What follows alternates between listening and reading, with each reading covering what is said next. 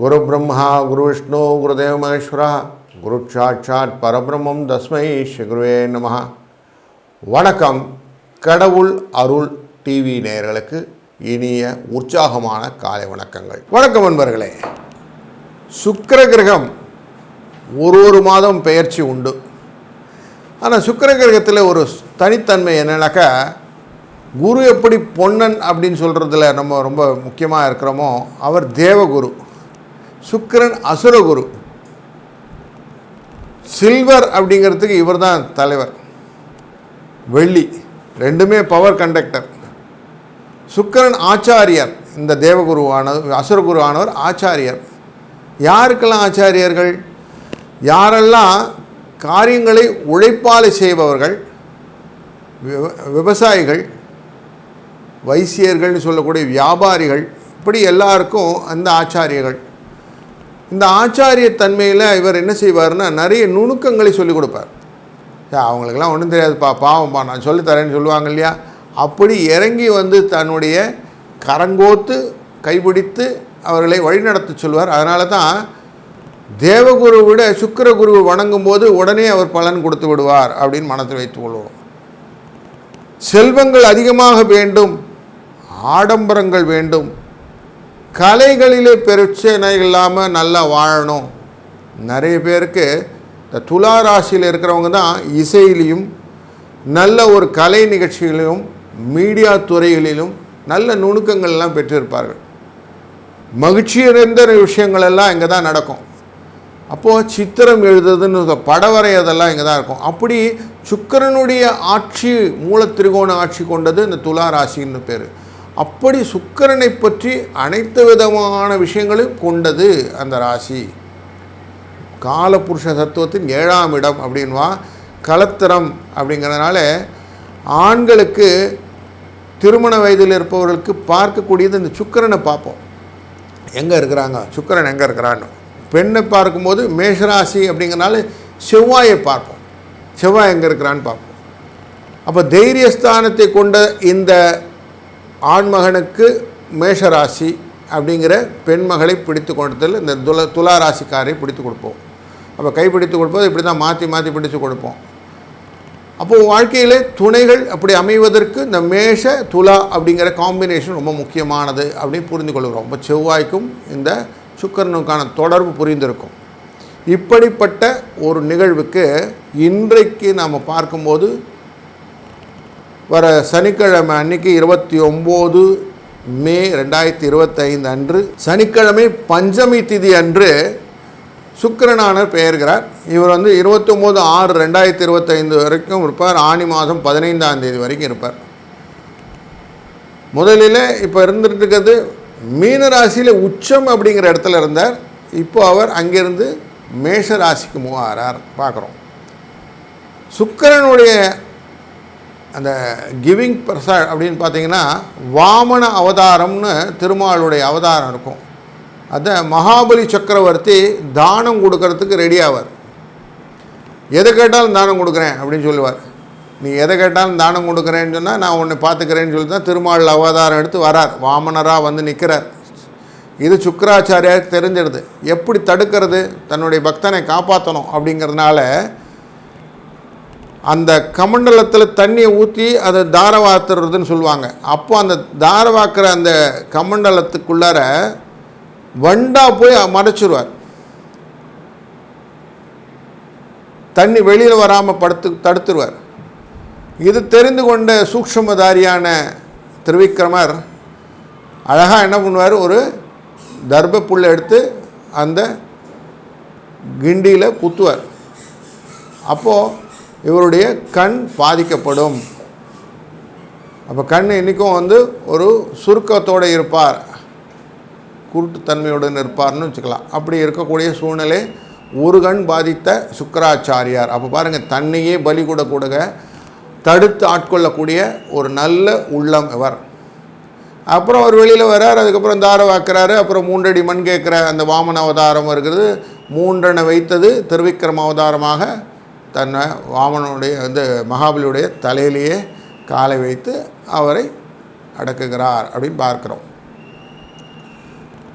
அப்படித்தான் அமிர்த கலசத்தை கொண்டு வரக்கூடிய அந்த நிகழ்விலும் இவர் செய்கிறார். அப்போது சுக்கிரன் எப்போவுமே துணை செய்வார் யாருக்கெல்லாம் அந்த எக்ஸ்ட்ராவாக யோசித்து செய்யக்கூடிய அடிநிலை தொண்டர்களுக்கு. அப்படின்னால சுக்கிரனுடைய பெயர்ச்சியை நம்ம முக்கியமாக பார்க்க வேண்டியிருக்கிறது. நாம் தொடர்ந்து ஒரு ராசிக்கும் சுக்கிரன் பெயர்ச்சியினாலே என்ன பலன் கிடைக்கும், அதற்கு தான் பரிகாரம் உண்டா என்று பார்ப்போம். கணவன் மனைவி பிரச்சனை தீர, பிரிந்தவர்கள் ஒன்று சேர, தகாத உறவில் இருந்து விடுபட, செய்வினையை செய்தவருக்கே திருப்பிவிட, எதிரிகள் உதிரிகளாக, வழக்கில் வெற்றி காண, வியாபாரத்தில் முன்னேற்றம் அடைய, பணம் பொன் பொருள் சேர 11 நாளில் உங்களது அனைத்து பிரச்சனைகளும் கேரள முறையில் பிரசன்னம் பார்த்து சரி செய்யப்படும். உடனே தொடர்பு கொள்ளுங்கள். ஜெயா டிவி புகழ் மேல்மருவத்தூர் ஞானகுரு அவர்களை. வணக்கம் கும்பராசி அன்பர்களே, உங்களுக்கு ஏற்கனவே கொஞ்சம் பாதசனி அப்படின்னு கொஞ்சம் யோசனைகள்லாம் இருந்த காலத்தில் இது நாள் வரைக்கும் சனீஸ்வரனும் சுக்கிரன் உச்சமாக 2ஆம் இடத்திலிருந்து கொஞ்சம் பண வரவையும் கொடுத்து கொண்டிருந்த சூழ்நிலை இருந்தது. இப்போது ஆல்மோஸ்ட் 31ஆம் தேதி இல்லை 1ஆம் தேதி அப்படிங்கிற மாதிரி வச்சுக்கிட்டிங்கன்னா 1 ஜூன்லேருந்து அவர் உங்கள் ராசியிலேருந்து 3ஆம் இடமான மேஷராசிக்குள்ளே நுழைகிறார். முயற்சி ஸ்தானம் வெற்றி ஸ்தானம் அப்படிங்கிற இடத்துக்குள்ளே போயிட்டார். ஒரு நல்ல அசுரகுரு எப்பயுமே உங்களுக்கு பலம், அசுர பலம் அப்படின்னு சொல்லுவோம். அப்படி பலமான பிரச்சனைகள்லாம் பார்க்கக்கூடிய மெயின்டைன் பண்ணக்கூடிய ஒரு விஷயங்களாக இருந்தது. அப்படி கொண்டவர் அவர் நகர்ந்த உடனே குடும்பஸ்தானத்தில் நகர்ந்த உடனே அடுத்த வீடு அப்படிங்கிறதுல 3ஆவதுக்கு போயிட்டார். அதனால் உங்களுக்கு என்ன நடக்கும் அப்படின்னு பார்க்க போகிறோம். நார்மலாக இந்த சுக்கிரனுடைய எஃபெக்ட்னு பார்த்தோன்னா திருமணம் அப்படிங்கிற விஷயங்கள் முக்கியமாக எடுப்போம். திருமண தடைகள் திருமண வரவுகள் ரெண்டுத்தையுமே ஏற்படுத்தக்கூடியவர் இந்த சுக்கிரனுடைய தன்மையில் நிறைய பார்ப்போம். அப்படி திருமணத்தினால் வரக்கூடிய விருந்து உபசாரங்கள் எல்லாம் நடக்கக்கூடிய சூழ்நிலையை ஏற்படுத்தி கொடுப்பார். இந்த ஒரு மாதத்தில் உங்களுக்கு டெஃபினட்டாக உங்கள் வீட்டில் சுப நிகழ்வுகள் நடப்பதற்கான வாய்ப்புகள் உண்டு அப்படின்ற நல்ல செய்தி உங்களுக்கு கேட்டட்டும். அப்போ நல்ல திருமணம் நடக்கும், வைபவங்கள் நடப்பதற்காக 4 பேர் சேர்ந்து சந்தோஷமாக ஆடை ஆபரணங்களெல்லாம் புதிதாக வாங்கி அணிந்து, அதில் இப்போல்லாம் பார்த்தீங்கன்னா கோல்டை விட இமிட்டேஷன் தான் நிறைய போட்டுக்கிறாங்கனால இமிட்டேஷன் வந்துட்டாலே சுக்கிரன் வந்துடுவார். அப்படின்னு தான் நல்லா தெரிஞ்சுக்கிடுங்க. கல்யாண விஷயங்கள்லாம் நிறைய நடக்க போகுது. வைபவங்கள், இந்த பெண்கள் ரிலேட்டடான வைபவங்கள்லாம் நிறைய நடக்க போகிறது. சீர் செய்கிறது அப்படின்னு சொல்லுவோம், ருதுவாகிறதுன்னு சொல்லுவோம், இதெல்லாம் நடக்க போகிறது. அதனால் வரக்கூடிய அந்த ஆடம்பரமான ஒரு விழாக்கள், அதிலே ஒரு நல்ல சாப்பாடு உங்களுக்கு கன்ஃபார்ம். நார்மலாக என்ன சொல்லுவோம், கல்யாண வீட்டில் எனக்கு கல்யாண சாப்பாடு எப்போ போடுவேன்னு தான் கேட்போம். அப்படி சுகமான போஜனங்கள் கிடைப்பதற்கான வாய்ப்புகளை ஏற்படுத்தி கொடுத்து விடுகிறார். இந்த ஒரு மாதத்தில் உங்களுக்கு டெஃபினட்டாக இருக்கும். சாப்பாடு தானே சார், வேறு எதனா அப்படின்னு கேட்டிங்கன்னா, நீங்கள் சமூக பிரச்சனைகளை கையில் எடுத்துக்கொண்டு அதை தீர்வு காணுவதற்கு சில முயற்சிகளை செய்வீர்கள். இந்த ஆர்டிஐன்னு சொல்லுவோம், ரைட்ஸ் டு இன்ஃபர்மேஷன்ஸ். இதை பற்றின விஷயங்கள் எல்லாம் தெரிந்து தெளிந்து ஆராய்ந்து அதில் இருக்கக்கூடிய உண்மையை கண்டுபிடிக்க வேண்டும் அப்படின்னு கொஞ்சம் ஓடுவீங்க இல்லையா, அந்த ஓட்டம் உங்களுக்கு ஜாஸ்தி இருக்கும். சில ஆராய்ச்சி கொண்ட மனநிலை உள்ள இந்த அட்வொகேட் அப்படிங்கிற வக்கீல்கள் செய்யக்கூடிய காரியங்களை செய்வீர்கள். நீங்கள்லாம் வக்கீலாகவும் இருப்பீங்க சிலவரெலாம். அதெல்லாம் உங்களுக்கு கைக்கு வந்த வலை. நான் பார்த்து அவங்கள ஒரு கை பார்க்குறேன் சார் அப்படின்னு சொல்லுவாங்கள்ல, அப்படி பார்த்து நல்ல தீர்மானமாக உங்களால் இயன்ற சமூக பிரச்சனைகளை தீர்ப்பு கொண்டு வருவதற்கு வழிகளை கொண்டு வருவீர்கள். டோல் பிரச்சனை, இந்த டோலில் இவ்வளோ தான் கலெக்ட் ஆச்சா, இந்த டோலில் எல்லாம் கரெக்ட் ஆச்சா அப்படின்னு ஒரு கேள்வி வந்துச்சுன்னா நீங்கள் உடனே வந்து நிற்பீங்க. இந்த ரோடு போட்ட கான்ட்ராக்டில் பைசா கரெக்டாக போச்சா, இந்த பிரிட்ஜு கட்டிகிட்டே இருக்கிறான், எத்தனை நாள் இந்த பிரிட்ஜு கட்டுவான் இப்படின்னு நீங்களே ஒரு கேள்வியை கேட்பீங்க. அதுக்கு நீங்களே ஒரு ஆன்சர் கண்டுபிடிப்பீங்க. அந்த ஆன்சரை இப்படி ஆர்டிஐ மூலயமா அதனுடைய சட்டபூர்வமான விளக்கங்களையும் கையில் வாங்கி அதை பப்ளிஷ் பண்ணக்கூடிய ஒரு ஐடியா உங்களுக்கு இந்த நேரத்தில் உண்டாகும். அதனால் உங்களுக்கு புகழ் கிடைக்கும். சில வாகனங்களிலே செல்லக்கூடியவர்கள் வாகன யுக்திகளெல்லாம் கொண்டு வருவீங்க. இந்த மாதிரி இந்த டயரை மாற்றணும், இந்த மாதிரி இந்த ஜுவல் மாற்றி பார்க்கலாம், இந்த மாதிரிலாம் மாற்றணும், கொஞ்சம் ஐடியாஸ்லாம் மாற்றி வேகங்களுக்கேற்ற மாதிரி உங்களுடைய சீக்வன்சஸ்லாம் மாற்றி கொடுக்கக்கூடிய ஐடியாவை கொண்டு வருவீங்க. சில கனரக வாகனங்களே புதிய உத்திகளெல்லாம் கொண்டு வரக்கூடிய இன்ஜினியர்ஸ்லாம் கிரியேட் பண்ணுவீங்க. நண்பர்கள்கிட்ட கொஞ்சம் ஃப்ரிக்ஷன் வரும்.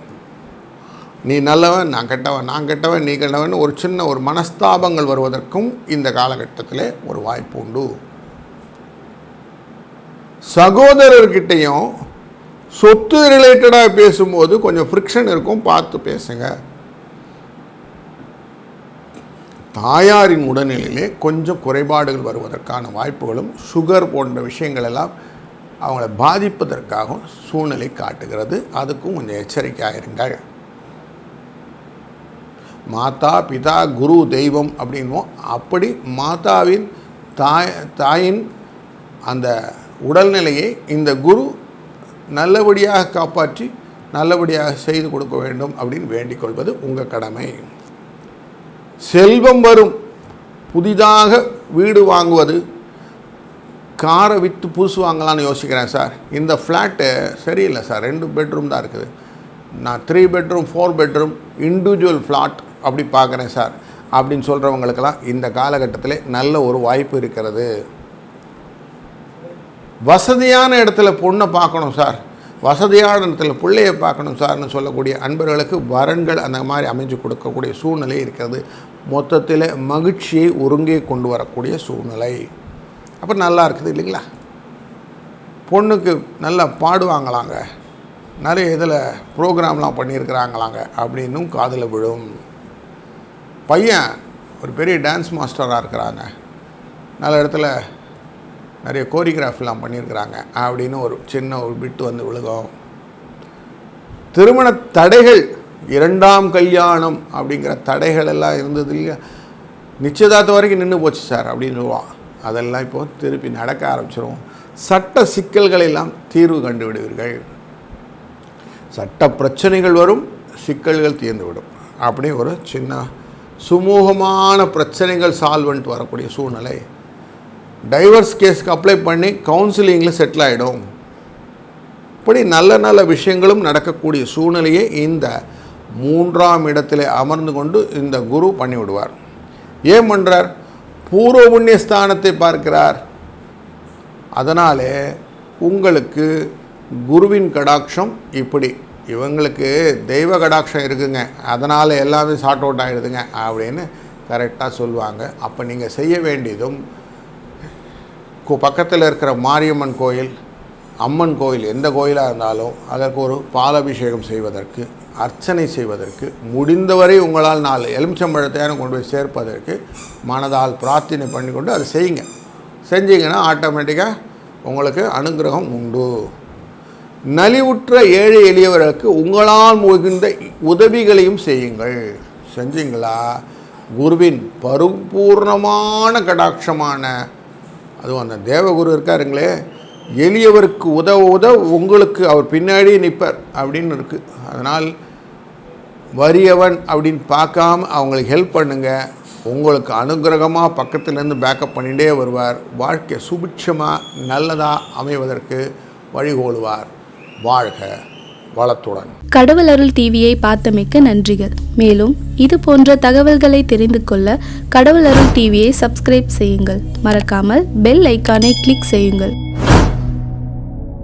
கணவன் மனைவி பிரச்சனை தீர, பிரிந்தவர்கள் ஒன்று சேர, தகாத உறவில் இருந்து விடுபட, செய்வினையை செய்தவருக்கே திருப்பிவிட, எதிரிகள் உதிரிகளாக, வழக்கில் வெற்றி காண, வியாபாரத்தில் முன்னேற்றம் அடைய, பணம் பொன் பொருள் சேர 11 நாளில் உங்களது அனைத்து பிரச்சனைகளும் கேரள முறையில் பிரசன்னம் பார்த்து சரி செய்யப்படும். உடனே தொடர்பு கொள்ளுங்கள். ஜெயா டிவி புகழ் மேல்மருவத்தூர் ஞானகுரு அவர்களை.